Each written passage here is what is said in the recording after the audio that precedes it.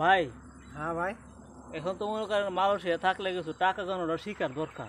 টাকা গোনা তো অবশ্যই টাকা গোনা শিখার শিখাই দরকার। দেন তার আমাকে। কারণ আপনি দোকান ঘাটে গেলে আপনাকে যদি হ্যাঁ। আপনি 2 টাকার জিনিস কিনে যদি আপনি যদি এখন 5 টাকা দিয়ে আসেন, ওখানে আমি গেছি কমলা কিনার লাগে, কইতাছে ইনি ইনি ইনি কি ভাই, ইনি মানে এইটা।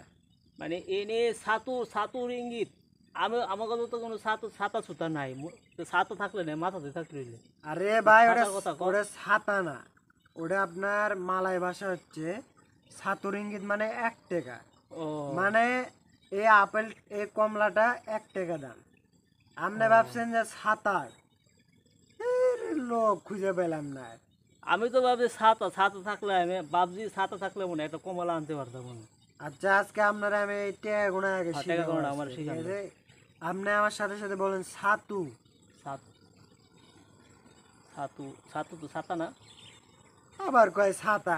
এটা কি আপনি বৃষ্টি পাইছেন যে আপনি ছাতা খুঁজিচ্ছেন? ও, এটা মালয় ভাষায় ছাতু, ছাতু 1 টাকা ছাতু ছাতু। ছাতু 1 টাকা। হ্যাঁ। আচ্ছা, এটা শিখলাম। দোয়া। দুয়ার দুয়ার।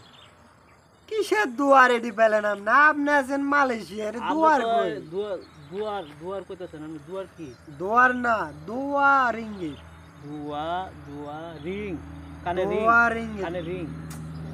আরে আল্লাহ, কানের রিং হবে কে এখানে? এখানে হবে দুয়ার ইঙ্গিত। যেমন মানে বাংলাদেশে 2 টাকা, হ্যাঁ 2 টাকা। আমরা টাকা বলি। হ্যাঁ, মালয় ভাষা হচ্ছে দুয়ার ইঙ্গিত। রিঙ্গিত মানে হচ্ছে টাকা।